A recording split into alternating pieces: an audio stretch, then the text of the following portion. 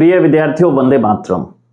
आश्रम परिवार के लिए ये बहुत बड़ी खुशखबरी है, उत्सव सरीका है। मेरे पास इस समय बैठे हुए हैं राम अवतार धांधा, जो कि रहने वाले हैं सलेमाबाद, किशनगढ़ जिला अजमेर के, और जेल प्रहरी का अंतिम परीक्षा परिणाम जो अभी परसों ही घोषित किया गया है, उसमें इन्होंने प्रदेश भर में प्रथम रैंक हासिल की है।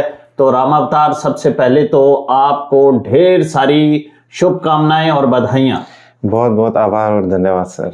अच्छा, अभी हम लोग बात कर रहे थे इस साक्षात्कार को रिकॉर्ड करने से पहले, तो मैं तो खुद एक बारगी हैरान हो गया राम अवतार जी की जो योग्यताएं हैं उनके बारे में जानकर। ये BSc, MSc, MA political science, BEd, MSc इन्होंने फिजिक्स में की है। और डायमेंशन देखिए आप, राजनीति, अर्थात कांग्रेस के पूर्व प्रदेश प्रवक्ता, खेल, नेशनल प्लेयर ताइक्वांडो, समाज सेवा, एनएसएस और स्काउट में सक्रिय भूमिका।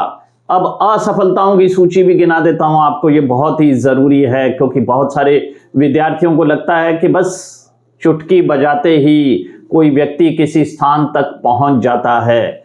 वीडियो पटवारी, वनपाल, वन रक्षक, ग्रेड 3 जूनियर अकाउंटेंट, और अभी आरएएस मेंस में भी असफल रह चुके हैं। हालांकि इनका अध्ययन का सिलसिला जारी है। तो राम अवतार जी से मुखातिब होते हैं। तो राम अवतार जी, मैंने आपकी तमाम खूबियां जो हैं हमारे विद्यार्थियों को बता दी हैं। अब आप बताइए कि किसी भी क्षेत्र में सफलता प्राप्त करने का क्या सूत्र होता है? सर, जहाँ तक मैंने इन असफलताओं से जो चीज़ें सीखी है, उनमें एक चीज़ ये है सर कि कहीं ना कहीं कोई न किसी चीज़ में कमी रह जाती है, तभी आप असफल हो पाते हैं। बिल्कुल। अगर आप उस कमी को, उस पर काम निरंतर रूप से करें और उसको फोकस करके करें कि मैंने कहाँ गलती की है, तो अगली बार मुझे ये गलती नहीं करनी है, तो आप सफलता के कहीं ना कहीं बहुत नज़दीक पहुंच जाते हैं। और इसमें जो मैंने महसूस किया है, जिनकी वजह से जो सफलता के पर्याय है, जो महत्वपूर्ण आधार है, उनमें सर पहली चीज़ तो है एक अनुशासन। बिना अनुशासन के आप सफल नहीं हो सकते। बिल्कुल सत्य है। डिसिप्लिन पहली क्वालिटी है किसी भी काम में सक्सेस के लिए। बिल्कुल। दूसरी चीज है सर कंटिन्यूटी, कंसिस्टेंसी तो बहुत ही आवश्यक है सर। रेगुलरिटी के बिना अगर आप किसी भी चीज में सफलता की कल्पना कर रहे हैं तो बिल्कुल मिथ्या है सर। क्योंकि आप थोड़ा पढ़िए लेकिन रेगुलर पढ़िए, रेगुलरिटी बहुत जरूरी है। इसके बाद आती है सर डिटर्मिनेशन, परसिस्टेंसी, वो बहुत आवश्यक है सर। अक्सर अपने साथ में ये होता है कि अब थोड़ी प्रयास करने के बाद में हम हताश हो जाते हैं, प्रयास छोड़ देते हैं, लेकिन हमें दृढ़ता से निरंतर रूप से वो प्रयास जारी रखने होते हैं, तभी हम उन अपनी कमियों पर काम कर पाएंगे और सफलता तक पहुंच पाएंगे। इसके बाद आता है सर ऑब्सेशन, लगन। लगन बहुत जरूरी है सर। आपके मन मस्तिष्क में जब भी आप फ्री टाइम भी रहते हैं, तब भी आपके दिमाग में वही चीजें चलती रहनी चाहिए कि आज मैंने क्या पढ़ा है, कितना मेरे को याद हुआ है। इस तरीके से वह लगन निरंतर रूप से आपके लक्ष्य के प्रति अडिग रहेगी, तो आप सफलता के करीब जा पाएंगे। और इनमें सबसे जो मैं महत्वपूर्ण मेरे हिसाब से मैं मानता हूं, वो पांचवी जो महत्वपूर्ण क्वालिटी है वो है सर ट्रस्ट इन योरसेल्फ, खुद में विश्वास। आत्मविश्वास, खुद में विश्वास बेहद आवश्यक है। जी सर। तो वो आत्मविश्वास आपके अंदर होगा कि हाँ मैं सफल हो सकता हूं, तब आप निश्चित रूप से अगर आप मैदान में उतरते हैं तो आप पहले से अपने अंदर यह विश्वास रखिए कि हाँ मैं जीत भी सकता हूं। तो अगर इन की पॉइंट्स को आप फॉलो करेंगे तो मैं मानता हूं क्षेत्र कोई सा भी हो सर, वो सफलता के बहुत करीब जा सकता है और सफल भी हो सकता है। बिल्कुल आप सही कह रहे हैं। लेकिन आपकी जो एजुकेशनल क्वालिफिकेशन है और उसके बाद खेल यानी कि ताइक्वांडो से आपका जुड़ाव, एनएसएस और स्काउट में आपकी भूमिका, तो फिर आप राजनीति की ओर कैसे अग्रसर हो गए इस अध्ययन के उपरांत? सर मैंने जो अपनी प्राथमिक विद्यालय जो मेरे ग्रामीण एरिया से करने के बाद मैंने सेकेंडरी और सीनियर सेकेंडरी में शहरी क्षेत्र से करी। इसके पश्चात सर मैंने जो मेरी ग्रेजुएशन और पोस्ट ग्रेजुएशन की जो मैंने डिग्री है वो राजस्थान केंद्रीय विश्वविद्यालय जो बांदर सिंदरी में स्थित है वहां से की। मेरी पिताजी शिक्षक रहे हैं तो सर मेरे को हमेशा हर क्षेत्र में उन्होंने आगे ही रखा, अग्रिम पंक्ति में, बहुत बढ़िया, मंच से लेकर के सब चीजों में। तो मैंने सर वहां पर डिबेट कंपटीशन, ऐसे कंपटीशन, वहां मुझे अच्छा एक मंच मिला केंद्रीय विश्वविद्यालय में। अच्छा, आप डिबेट में भी पार्टिसिपेट करते जी सर, मैंने काफी डिबेट वगैरह में मैंने काफी प्राइज वगैरह भी जीते हैं। बहुत बढ़िया, बहुत ही बढ़िया। इसके पश्चात सर मेरी वहां से दिलचस्पी राजनीति की तरफ भी बढ़ी, तो मैंने काम करना थोड़ा शुरू किया संगठन के थ्रू। तो कांग्रेस पार्टी के थ्रू मेरे को वो थोड़ा मंच मिला। अपने स्तर पर भी मैंने काम किया। शुरुआती दौर में मुझे बड़ी कठिनाई भी मुझे महसूस हुई, कठिन दौर से भी मैं गुजरा। मैं निरंतर रूप से सर मैंने जिस भी प्लेटफॉर्म पे काम किया पूरी ईमानदारी और निष्ठा से किया। इसी को देखते हुए पार्टी ने मेरे समर्पण को देखा, मेरे काम को देखा और मुझे एक महत्वपूर्ण प्रदेश प्रवक्ता की पहली सबसे महत्वपूर्ण जिम्मेदारी मुझे दी गई। वहां भी मैंने ईमानदारी से काम किया और उसके पश्चात मेरे को उन्होंने नेशनल के लिए भी अप्रोच किया।